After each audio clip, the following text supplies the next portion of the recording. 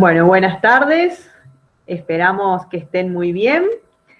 Vamos a recordar, como siempre, silenciar, por favor, los micrófonos en el caso de quienes no sean expositores. Así evitamos los ruidos. Y vamos a dar inicio a la charla de hoy, que se titula El laboratorio en casa y que está a cargo de Juliana Lingua, Darío Genovese y Pilmaiken Cáceres. Así que bueno, los dejo con ellos, vamos a disfrutar de esta charla.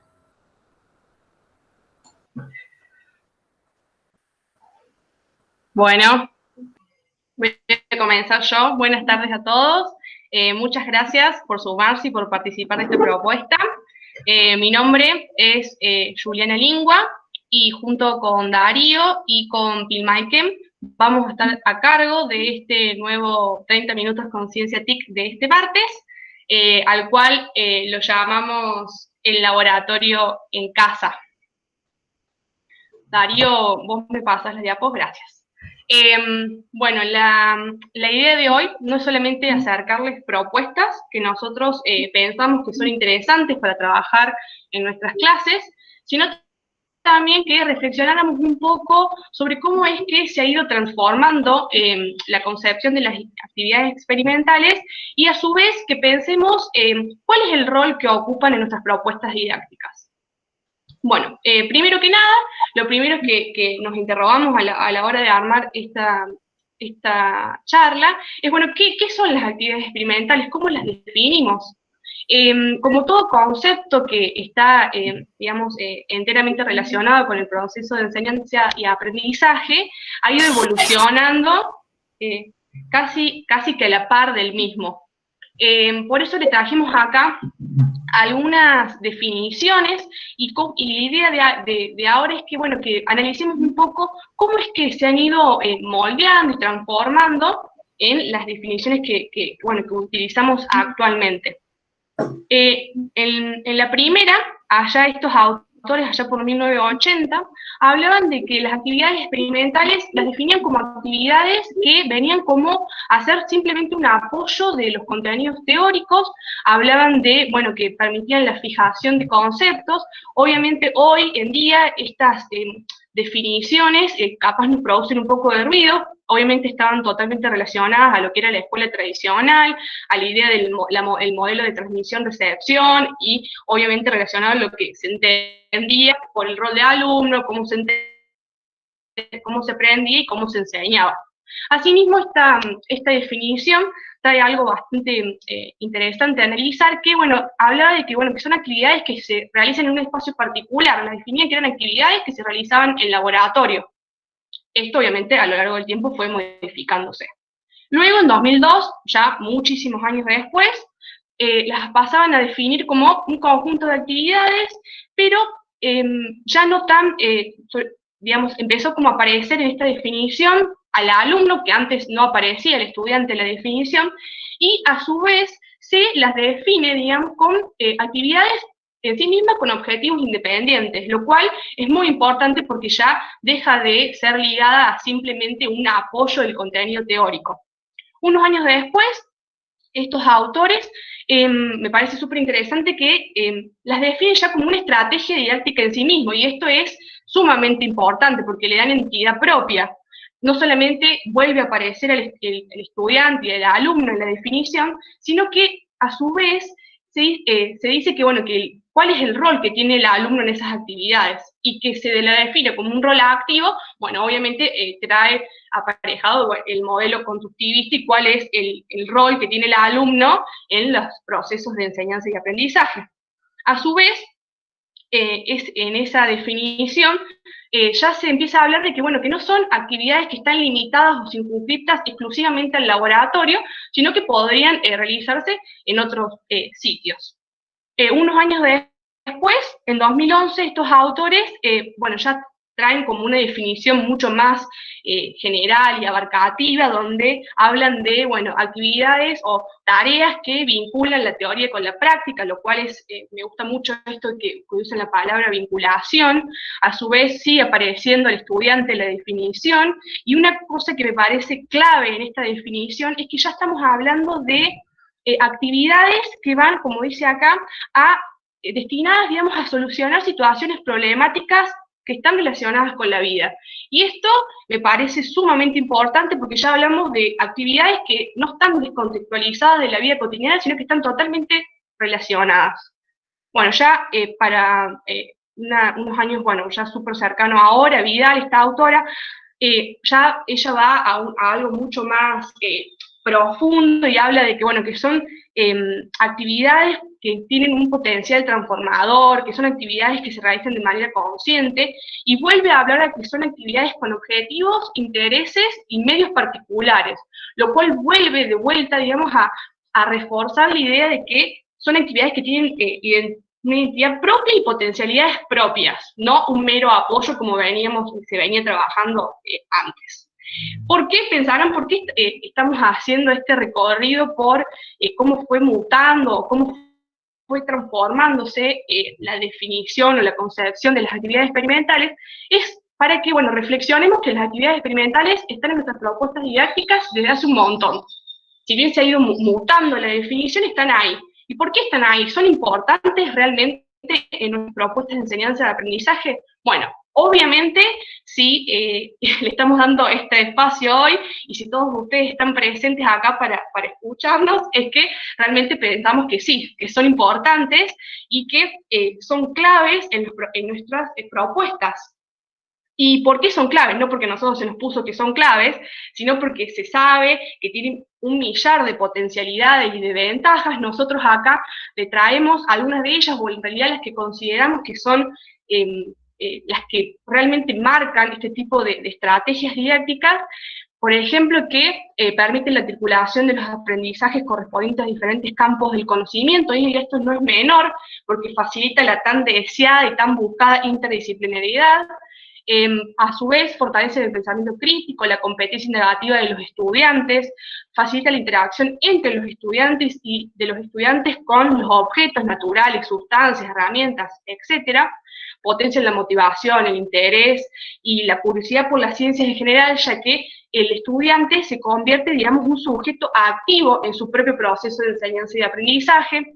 Permiten que los estudiantes logren explicar y comprender los fenómenos con los cuales interactúa a diario.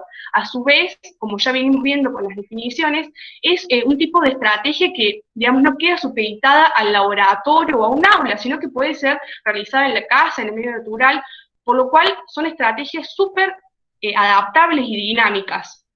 Y el último, bueno, obviamente logran la vinculación con el conocimiento científico, que no es menor, porque obviamente está propuesto de que facilita lo que es que el estudiante se familiarice con todo lo que son los procedimientos, las actitudes y los conceptos que están relacionados con la investigación científica. Y antes de dejarlos con Darío, les quería mostrar esta frase que realmente para mí es fundamental a la hora que nos sentemos a realizar cualquier propuesta didáctica que involucre actividades experimentales, que dice que, bueno, la actividad experimental cumple un papel importante dentro del proceso de enseñanza-aprendizaje si se dirige de manera consciente e intencionada a lograr que las ideas previas de los estudiantes evolucionen a conceptos más elaborados y cercanos a los científicos. ¿Y qué quiero decir con esto? Que en sí mismas tienen un montón de potencialidades, pero va a depender cómo nosotros las adaptemos a nuestras propuestas y con los objetivos y cómo las planeemos, que estas actividades van a ser realmente importantes dentro del proceso o va a ser una receta más a seguir. Los dejo con Darío. Muy bien, yo para comenzar con el laboratorio en casa, ¿no? La cocina de casa como laboratorio, en primera instancia quiero agradecer este logo que tienen allí, de cobalto y lantano como la cocina en casa, a una compañera del laboratorio, a una biotecnóloga que es quien desarrolló esto justamente pro de la divulgación científica. Pero para comenzar les quería hablar de Agnes Pockels. Yo no sé si las conocen, pero les sintetizo un poco quién es Agnes Pockels y por qué la elegimos para comenzar. Agnes Pockels fue una persona clave en lo que es la construcción y la constitución del modelo actual de membrana plasmática. Es decir, científicamente fue una figura muy, muy importante. Ella se forma en Alemania si bien no es nacida en Alemania, pero su familia termina en la localidad de Bulzig, en Alemania, y se forma un instituto que se llamaba Instituto Municipal de Niñas. Bueno, lo que pasa con Agnes es que siempre tuvo una gran fascinación por las ciencias y particularmente por la física. Pero el contexto en el que le tocó vivir, tengamos en cuenta que Agnes es de por allá 1880, 1870 es la fecha de su nacimiento. Y en el caso de ella, no tuvo la oportunidad de poder estudiar física, que era su gran pasión. En primera instancia porque, bueno, las universidades por entonces no lo admitían, y luego cuando lo comenzaron a admitir, Agnes no pudo integrarse a esta vida académica porque estaba a cargo de sus padres. La familia estaba constituida por padre y madre, un hermano de Agnes, de nombre Friedrich, que se dedicó a la física, pero a la física teórica, y ella. Y ella siempre estuvo a cargo de la mantención del hogar. Y esto de que yo les traje del laboratorio en casa, en la cocina, es porque básicamente ella comenzó a realizar actividad experimental en su cocina. Trabajó con una sartén en la cual adaptó unos dispositivos para poder censar la tensión superficial de monocapas, de lípidos, grasas, detergentes. Con eso pudo determinar tamaños de moléculas. Tal es así que sin tener su formación de grado, en contacto con un físico-químico de época, Struth, ella logró llegar a Nature y no es poca cosa decir porque realmente sus trabajos fueron publicados en Nature, publicó en 1891 respecto a tensión superficial, en 1892, en el 94, también publicó en Science. Es decir, claramente Agnes es un ejemplo de lo que es la transformación de la cocina de casa en un laboratorio. Y bueno, y esto la llevó a que se le otorgue el título de doctor honoris causa, y esto fue por allá por el año 1932. Lo paradójico, y siempre me gusta la fecha, es porque justamente en el año 1932, en que a ella le dan el título de doctor honoris causa, es el año en el que le dan el premio Nobel a Lightmoor, justamente por perfeccionar las técnicas que Agnes trajo desde la cocina de su casa. Y en este sentido es que yo no les voy a comentar ahora cómo desarrollar algunas actividades experimentales, sino que lo que pretendo es que podamos básicamente pensar juntos en la implementación de estas, como veníamos diciendo, sobre todo en este contexto, ¿no? Por ejemplo, esta que es de extracción de ADN de arvejas secas. Básicamente, ahí tienen el resultado, pero la técnica es muy sencilla. Fíjense aquí a nivel de los pasos, lo que implica primero pasar por una licuadora, después de eso colar, después de eso agarrar y mezclar la fracción líquida con detergente, dar un determinado tiempo, distribuir la mezcla en frascos, como se veía previamente, y ahora muy gradualmente, muy de poquito, ir incorporando alcohol en la parte superficial.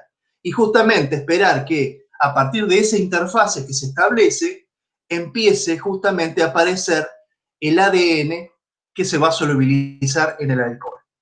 Y en este sentido, lo que quiero traerles aquí es que tenemos, por un lado, una experiencia que se podría trabajar en los niveles secundario y superior, por supuesto, en la formación docente. Por otro lado, es una experiencia que no deja de ser llamativa, muy visual, fácil de realizar en el hogar y que es muy parecida a esta que les traigo a continuación. Fíjense que es la extracción también de material genético, pero en este caso de frutas. Muy conocida de ellas, la extracción de la banana, por eso figura allí, muy conocida la de frutilla. Les puedo comentar en primera persona que no pudimos hacerlo con algunas frutas, como por ejemplo las moras. Bueno, habrá allí alguna cuestión particular, pero bueno, en fin, más allá de esto, la posibilidad de poder experimentar. Y acá yo quiero trascender de la mera receta de cocina, es decir, no solo en pensar en cómo uno le puede dar básicamente al estudiante en este contexto de virtualidad una receta de cocina y que la implemente, sino de pensar más bien en una investigación de tipo dirigida. Es decir, con preguntas que sean preguntas interdisciplinarias, porque estas son experiencias de laboratorio que toman de la biología, de la física, de la química, y justamente a partir de allí, desde esas preguntas, empezar a elaborar esto. Y eso sería primero, anterior justamente a la propuesta. Preguntas como, por ejemplo, si el ADN es igual en todos los seres vivos, de dónde lo puedo extraer, cómo puedo romper las células, qué estructura y composición química tienen las células, la membrana, la pared celular, cómo lograría degradarlas, solizarlas o romperlas, la característica del material genético, si el ADN tiene carga, no tiene carga, cómo podría mejorar su solubilidad en el medio, y allí, por ejemplo, fundamentar cada uno de estos componentes y que ellos mismos vayan llegando justamente a la propuesta. Así como les traigo este del material genético, nosotros pensamos, por ejemplo, en este. Este es un experimento de capilaridad. Esto se puede aplicar a nivel inicial, nivel primario, obviamente en formación superior. Yo lo he hecho en profesorado de nivel inicial y primaria, en ciencias naturales y su didáctica. Lo he hecho no solo como ven acá ustedes, el apio, sino, por ejemplo, con flores blancas, donde básicamente después va cambiando la coloración. Y acá lo interesante para reflexionar es que no solo tenemos una disciplina implicada por detrás, sino que hay varias, por ejemplo, la biología y la física. Podemos seguir el recorrido de la capilaridad aquí, porque si cortamos el tallo del apio, podemos ver justamente el recorrido que tiene ese líquido coloreado a través del mismo. Pero quería traer acá una cuestión que es la enseñanza de las ciencias naturales, o las ciencias naturales como proceso y como producto. Y cuando las pensamos en ese sentido, en no solamente enseñar, transmitir y que al estudiante lleguen los productos de la ciencia, sino justamente los procesos, es que estas actividades se van volviendo bastante interesantes. Acá retomo entonces el que no sean meras recetas de cocina, sino apelar más bien a actividades de indagación, ¿no? Con preguntas de tipo productivas, como diría Martens.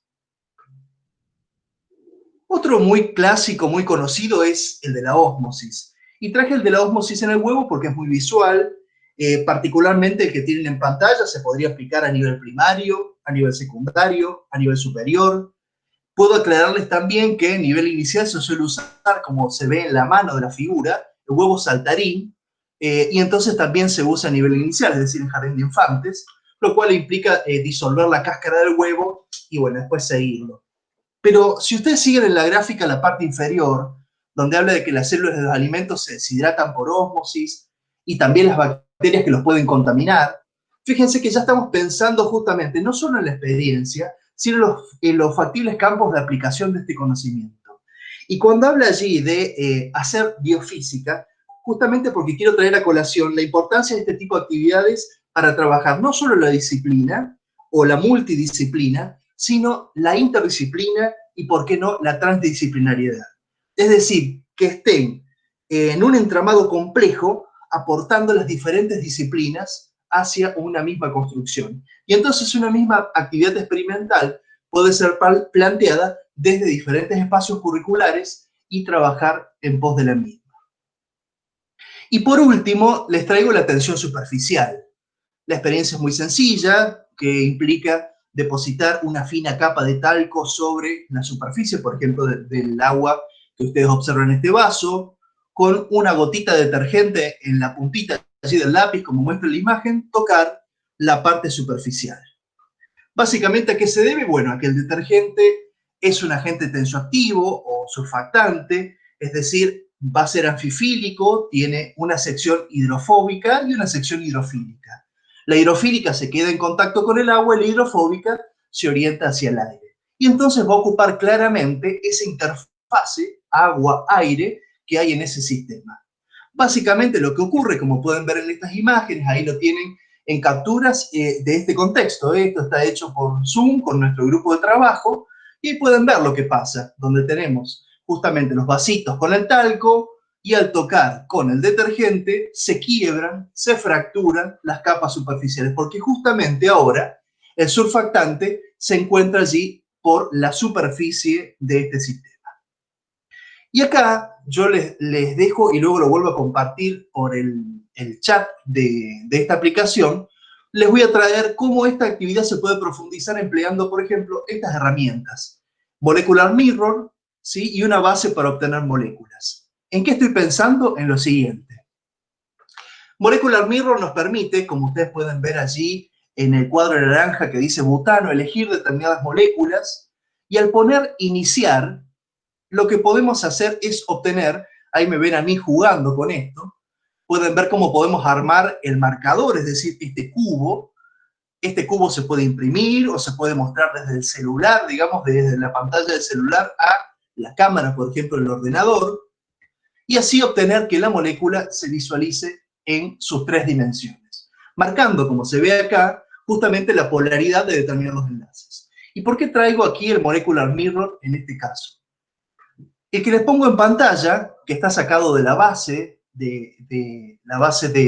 allí donde dice Hackamol, justamente es del programa Stola, y yo saqué allí aldo desilsulfato de sodio. Es el SDS, es un famoso detergente que se usa sobre todo en los ámbitos de investigación, y entonces está allí la molécula, ustedes la pueden ver, donde está allí el cuadradito en negro, dice SDS, se puede ver claramente cuál es la parte polar y la parte apolar de esta molécula.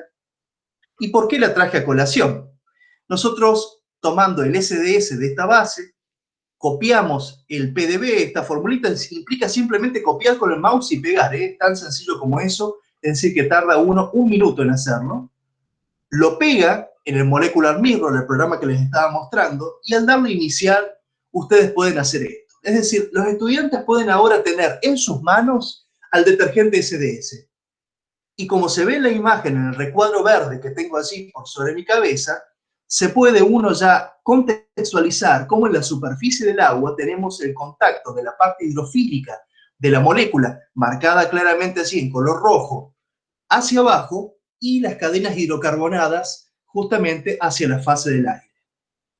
Podemos hacer otras cosas, por supuesto, desde este modelado, pero fíjense que acá ya es buscar un argumento molecular al fenómeno que teníamos puesto antes en una pantalla de Zoom. Y ni hablar que si lo queremos contextualizar desde la biología, pensando en el modelo de la membrana, ahora ya teniendo el SDS y su comportamiento, podemos tranquilamente, como se muestra acá, modelizar un fosfolípido.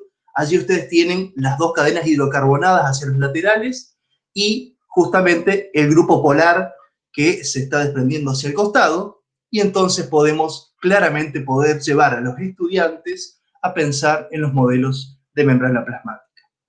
Con esto cierro entonces pensando el potencial que tenemos de integrar la actividad experimental con las actividades online, recuperar lo empírico y trabajar la multidisciplina, la interdisciplina y la transdisciplina. Y acá le cedo la palabra a Pilmanker. Hola, buenas tardes. Bueno, los experimentos que yo voy a presentar están contextualizados para un secundario, donde yo trabajo, un secundario que tiene poco acceso a la tecnología, una escuela pública de acá de Córdoba. Yo tuve que diseñar unos experimentos sencillos para poder ver el tema de los tejidos vegetales. Básicamente, los 2 experimentos que voy a presentar son experimentos que se pueden realizar a nivel primario, pero que yo traté de aplicarle un modelo científico. El primer experimento es impresión de hojas vegetales con témpera, en el que básicamente se trata de pintar con témpera las hojas y pasarlas a la hoja de papel. Si me pueden pasar la siguiente diapositiva. Se trata de lo que yo quise implementar con los chicos, es de que ellos puedan seleccionar las hojas que puedan encontrar en el jardín de su casa. Uno podría pedir, si está tratando sobre algunas especies en particular, si son autóctonas, le podemos pedir que busquen plantas autóctonas y que las identifiquen, o si no, pueden ser cualquier tipo de planta silvestre o en sus huertos, y que deben tener en cuenta que se noten las nervaduras. Por ejemplo, con las suculentas no se podría trabajar. Antes de pintarlas, deberían ver cuáles son sus formas, sacarle fotos, si tienen lupas, observarla con lupas, y también sirve para tener un criterio en cuanto a la selección del color de la témpera y la dilución que vamos a tener con ellas para pintarlas. Como pueden observar en las siguientes fotos, yo seleccioné para hacerlo hojas simples del huerto de mi casa y unas plantas silvestres. Simplemente con sacar fotos puedo observar que tienen espinas y hacer zoom y puedo indagar sobre por qué tienen esas espinas las hojas o por qué tienen tal o cual pubescencia. En este caso yo tengo lupa, por ahí no podría tenerlo, pero con las fotos, con el zoom se podría hacer tranquilamente. Y luego se debería tomar registro de cada cosa. Y en la siguiente producción que hice yo, se pintan con témperas, uno hace ensayos de qué tipo de color es el adecuado, qué tipo de nervaduras puedo ver.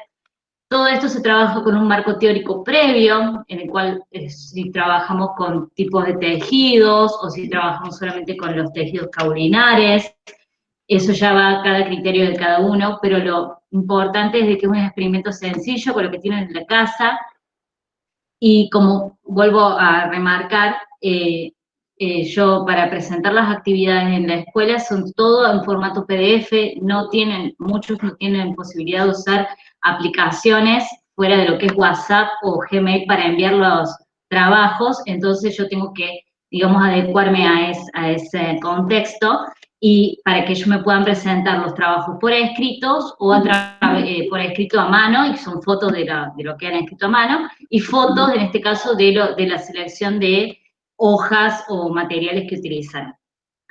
El siguiente experimento se trata de la evapotranspiración en las plantas. El experimento consiste en envolver con bolsas plásticas una planta completa, puede ser una maceta o una parte de la planta. Esta bolsa plástica tiene que sí o sí estar atada en la punta con una cuerda o con una cinta para que no entre nada de aire, ningún bichito, nada dentro de esa parte que yo voy a encerrar, y esperar por lo menos 3 días. Se podría hacer también en un día, sobre todo si tengo una maceta expuesta al sol, porque la exposición al sol acelera el proceso de la evapotranspiración. Una vez que transcurre un tiempo, se observa si está húmedo o no la bolsa. Y tras eso se sacan diferentes conclusiones de por qué ocurre la evapotranspiración.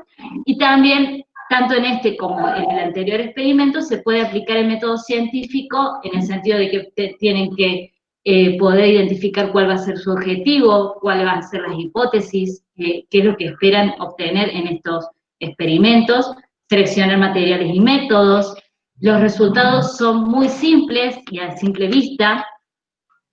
Entonces, bueno, ahí cuando yo selecciono las ventajas que tengo para trabajar con este experimento, y por ejemplo, una de las ventajas es que demanda poco tiempo.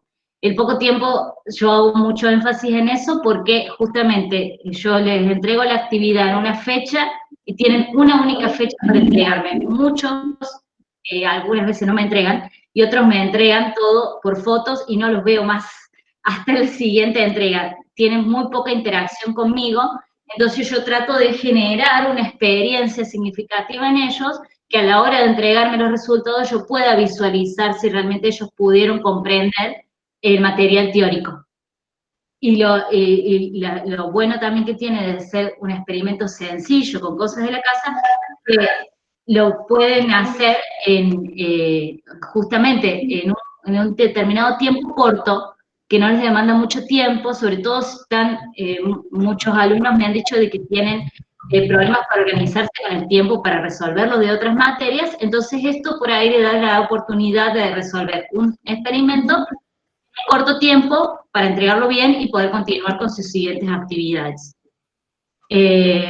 Bueno, como dice en la diapo, tiene claridad en el desarrollo de los resultados, es posible aplicar el método científico, también se puede trabajar en conjunto con otra materia, por ejemplo plástica, para lo que es la parte de las témperas y la impresión de hojas, también con química para ver el factor de dilución de las témperas con agua, Y no se requiere el uso de aplicaciones u otra tecnología, solamente el celular para sacar fotos y enviarme los informes, o sacar fotos de los materiales, o en este caso de la observación que tenían sobre las hojas. La idea es crear una experiencia que acerque justamente estos conceptos que yo les presento en un PDF, conceptos sobre tejidos, en este caso de las plantas, y acercarlo a la realidad del estudiante, y que lo pueda realizar desde su casa sin tener que moverse a ningún lado, ni tener que comprar nada extra para poder hacerlo. Y así, por lo menos en un momento corto, lograr que tenga un aprendizaje significativo. Las dejo con Juliana. Bueno, y por último, la idea era que, bueno, que dialoguemos y que se lleven también algunos interrogantes, porque si bien, como dije al principio, son actividades con muchas potencialidades y que son muy importantes en nuestras propuestas didácticas, ¿qué nos está pasando en la práctica diaria? ¿Realmente las consideramos como actividades relevantes en los procesos de enseñanza-aprendizaje? ¿Qué lugar están ocupando nuestras propuestas y qué lugar están ocupando en las evaluaciones? ¿Cuánto tiempo le dedicamos en nuestras clases? ¿Poco? ¿Más tiempo que lo teórico? ¿Cuál pensamos que debería ser su rol o papel dentro del aprendizaje de las ciencias? ¿Un apoyo a la teoría o una estrategia en sí misma? ¿Cómo habría que reorientar o repensar las actividades experimentales para que dejen de ser, como ocurre demasiado a menudo, simples recetas a aplicar? Y por último, y no menor, que creemos que es lo esencial, si esta situación actual de crisis y disrupciones que estamos viviendo, este efecto de la pandemia, no será el momento justo para poder sentarnos y repensarlas. Bueno, eso y bueno, muchas gracias. Gracias, equipo. Muy buena la charla. Vamos a dar lugar a las preguntas en el chat. Así que bueno, las podemos ir leyendo ahí, preguntas y comentarios. Como les decía Darío recién, él puso los links, después los podemos también colocar a los links en el video que va a estar disponible en el canal de YouTube.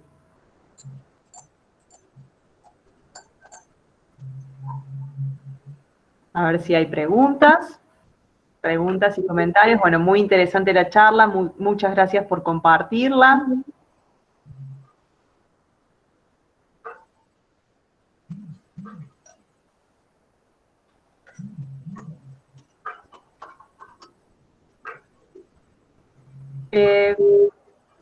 Estuvo genial, un montón de ideas. Darío, ¿con qué dispositivo anda Mirror Molecular?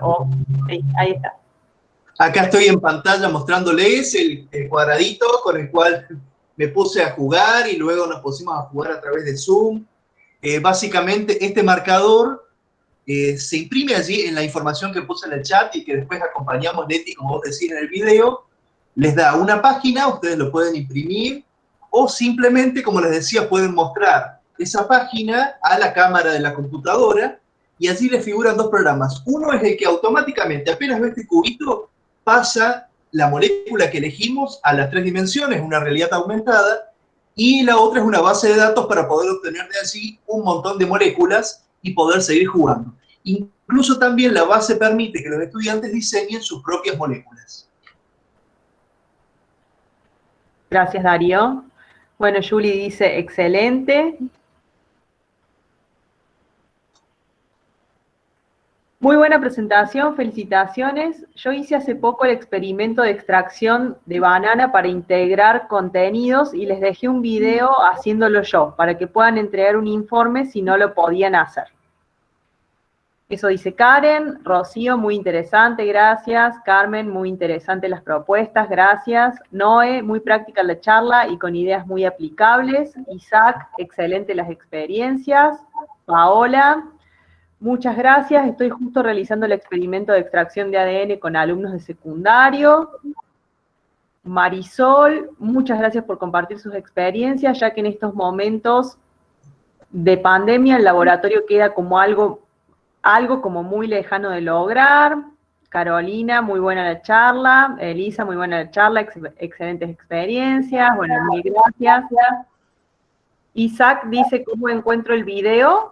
Va a estar disponible en el canal de YouTube de Ciencia TIC, que podemos poner el link en el chat en un momentito. Bueno, Laura dice todo muy adecuado y aplicable para este contexto de aislamiento. Janina, muchas gracias por compartir. Muy bueno. El desafío de pensar y hacer experiencias desde casa, dice Sole. Laura, muy interesante, gracias por compartirlo. Y Oscar, excelente, muchas gracias por esta charla. Bueno, Leticia, allí cuando yo hablaba justamente de una investigación de tipo dirigida, una propuesta aplicable a este contexto es, trabajando, por ejemplo, desde Classroom, que se está usando en muchas escuelas, generar allí estas preguntas y ese debate previo con los estudiantes, o bien aplicaciones como la de Foro Activo, que también es gratuito online, implica habilitar el usuario y generar hacia el foro, primero generando este espacio de discusión y luego que sean ellos quienes puedan ir probando justamente su propia receta, invertir el proceso, para poder hacer la extracción, por ejemplo, del material genético y filmándose en la aplicación del celular puedan compartir esos videos. Es decir, justamente revalorizar la actividad experimental, sacándole, digamos, una cuestión anecdótica para transformarla en una parte esencial en el proceso de aprendizaje, como lo es, y sabemos sobre todo que hay ciencias como la física, la química, son netamente experimentales. Entonces, digamos, un contexto como el actual, que prive, digamos, esas instancias de aprendizaje de lo empírico, es una instancia de aprendizaje muy ficticia. Bueno, muchas gracias, equipo. Creo que no hay más preguntas. Sí, les voy a adelantar. Bueno, ¿alguien sabe por qué no sale con la mora? Y también falla con el ananá, dice Graciela. ¿Sabés qué, Graciela? Lo hemos probado en la Facultad de Ciencias Químicas, porque estábamos probando justamente, miren este caso, en el trabajo práctico de material genético de Ciencias Químicas, yo estoy haciendo mi doctorado ahí y por eso tengo una parte, digamos, de mi carga en esa docencia. Queríamos sacar un poco de la actividad experimental, ya trabajando con material de punta y demás, para traerlo sencillo. Y justamente probamos con distintas frutas y probamos muchas veces con moras y no lo pudimos lograr. Te debo el porqué, porque no lo pudimos descifrar. Tal vez tenga poco material genético o haya algún acomplejamiento particular. Tengan en cuenta que las proteínas acá tienen una importancia muy particular al momento de que el material genético se vaya, prefiera por partición a la fase de alcohol, ¿no? Pero bueno, hay alguna causa que no la sabemos. Gracias, Darío. La extracción del ADN se ve muy bien con banana, dice Mirna. Darío, ¿cómo es la experiencia del huevo? Dice Maricel. La experiencia del huevo es muy sencilla. Hay una primera fase, que es la de transformarlo en huevo saltarín, que implica simplemente el disolver la cáscara del huevo con el vinagre, ¿sí? Es decir, usando un ácido que tenemos en el hogar. Y luego de eso, que tenemos el huevo sin su cáscara, lo ponemos. Yo ahí había puesto en la proyección de 3 vasos porque podemos a uno saturarlo en azúcar, al otro ponerlo con agua de canilla, y bueno, y si tuvieran agua destilada, muchísimo mejor, porque lo que va a pasar es que básicamente, por diferencia de molaridad, esos huevos se van o a hacer como una pasa de uva, se van a desficharrar, o se van a hinchar como el que se veía en la mano. También los chicos lo pueden hacer, por ejemplo, con alguna otra cosa que tengan, como melaza, y de hecho, abrir la creatividad de estos estudiantes a que puedan poner esos huevos en contacto con la sustancia que deseen y ver el efecto. Genial, bueno. Muy bueno, gracias. Los últimos comentarios. Creo que no, ahora sí no hay más preguntas. Les voy a adelantar el título de la próxima charla. Simulaciones computacionales, herramientas poderosas para la enseñanza de la evolución biológica, y va a estar a cargo de Gisela de la Costa y Andrea Villaseca Robertson. Así que bueno, los esperamos el próximo martes. Les agradecemos la presencia y agradecemos especialmente a Darío, Julie y Pilmaiken, que hoy estuvieron a cargo de la charla, que estuvo más que interesante. Así que muchas gracias.